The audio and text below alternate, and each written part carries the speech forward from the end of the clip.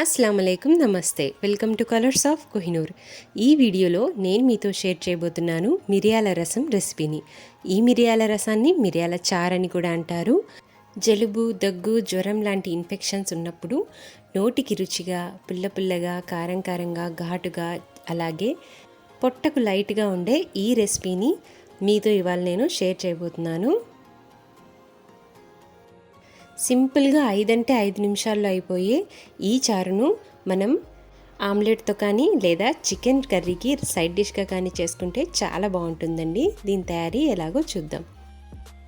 ముందుగా మసాలాను తయారు చేసుకుందాం. దానికోసం 1 టేబుల్ స్పూన్ జీలకర్ర, అలాగే 1 టేబుల్ స్పూన్ మిరియాలని తీసుకొని, అలాగే ఒక కంప్లీట్ వెల్లుల్లిపాయ ఉంటుంది కదా, వాటి రెబ్బలన్నిటిని ఈ విధంగా తీసుకోవాలి. ఇంకా వీటన్నిటిని కూడా మనం మిక్సీ జార్లో కానీ లేకపోతే రోట్లో కానీ వేసి కచ్చాపచ్చాగా దంచి పక్కన పెట్టేసుకోవాలి.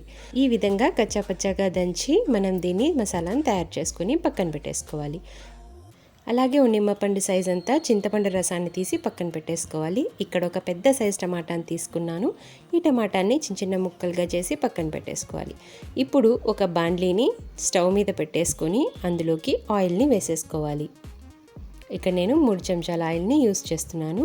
ఇప్పుడు ఈ ఆయిల్ వేడైన తర్వాత ఇందులోకి ఆవాల్ని వేసుకోవాలి. ఈ ఆవాలు ఫ్రై అయిన తర్వాత ఒక చిన్న ఆనియన్ ముక్కల్ని, ఇంకా అలాగే కొద్దిగా కరివేపాకుని వేసుకొని ఫ్రై చేసుకోవాలి. ఇప్పుడు ఇందులోకి అలాగే ఎండుమిర్చిని కూడా కట్ చేసి వేసుకోవాలి. ఇక్కడ నేను ఒక 4-5 ఎండుమిర్చిలను మధ్యలోకి తుంచేసి వేసుకుంటున్నాను. ఇవన్నీ కూడా మనం బాగా ఫ్రై చేసుకోవాలి. ఈ విధంగా ఆనియన్స్ సాఫ్ట్ అయిన తర్వాత మనం తయారు చేసి పెట్టుకున్నాం కదా మసాలా, ఆ మసాలాను ఈ ఆయిల్లో వేసి బాగా ఫ్రై చేసుకోవాలి. పచ్చివాసన అనేది పోయేంత వరకు దీన్ని మనం మంచిగా ఫ్రై చేసుకోవాలి. స్టవ్ అనేది మనం లో ఫ్లేమ్లో పెట్టుకుంటే మనకు మంచిగా ఫ్రై అయిపోతుంది.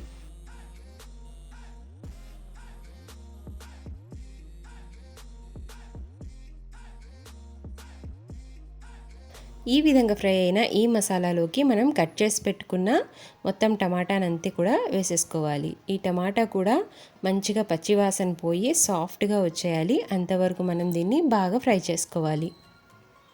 ఇందులోకి రుచికి సరిపడా ఉప్పుని వేసుకోవాలి.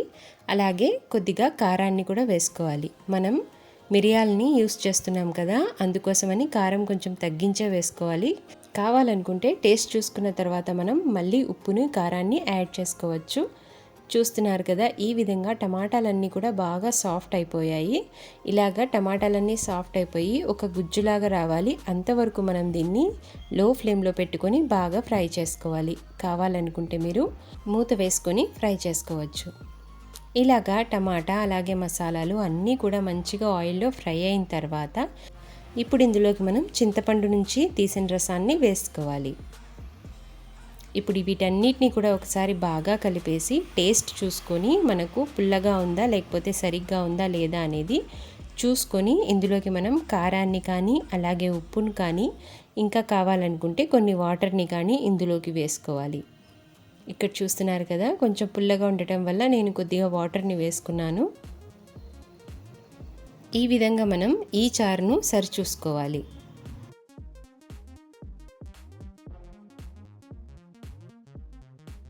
ఇక్కడ నేను కొద్దిగా సాల్ట్ని అలాగే కొద్దిగా కారాన్ని యాడ్ చేసుకుంటున్నాను. నాకు కారం కొంచెం మంచిగా కారంగా ఉండాలని నేను కొద్దిగా కారం వేసుకుంటున్నాను. ఈ విధంగా మొత్తం అంతా మనం సెట్ చేసుకున్న తర్వాత ఇందులోకి కడిగి పెట్టిన కొత్తిమీరను వేసుకోవాలి.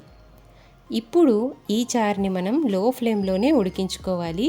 ఎంతవరకు ఉడికించుకోవాలి అంటే ఈ చారు మీద మనకు బబుల్స్ అనేవి రావాలి. అంతవరకు మనం ఈ చారుని ఉడికించుకోవాలి. ఎక్కువగా ఉడికించుకుంటే మళ్ళీ టేస్ట్ పోతుంది. జస్ట్ ఈ విధంగా మనకు బబుల్స్ అనేవి స్టార్ట్ అవుతూనే మనం ఈ రసాన్ని స్విచ్ ఆఫ్ చేసేయాలి. చూస్తున్నారు కదా, ఏ విధంగా అయితే బబుల్స్ వస్తున్నాయో అలా బబుల్స్ రాగానే మనం స్టవ్ని ఆఫ్ చేసేసుకొని ఈ రసాన్ని తీసేసుకోవాలి. వేడి వేడి అన్నంలో ఈ రసాన్ని వేసుకొని అలాగే పక్కన సైడ్ డిష్ ఆమ్లెట్ కానీ వేసుకొని తింటే చాలా టేస్టీగా ఉంటుంది. అలాగే నోటికి అలాగే పొట్టకి కూడా చాలా బాగుంటుందండి. ఈ రెసిపీని మీరు కూడా ఇంట్లో ట్రై చేసి చూడండి. అలాగే నా ఛానల్లో బోల్డెని రెసిపీస్ ఉన్నాయి, చెక్ చేయండి. నచ్చితే సబ్స్క్రైబ్ చేసుకోండి. ఈ రెసిపీ మీకు ఎలా అనిపించింది నాకు కామెంట్ చేసి చెప్పండి. మీరు కూడా ఈ రసాన్ని ఇలాగే తయారు చేస్తారా నాకు చెప్పండి.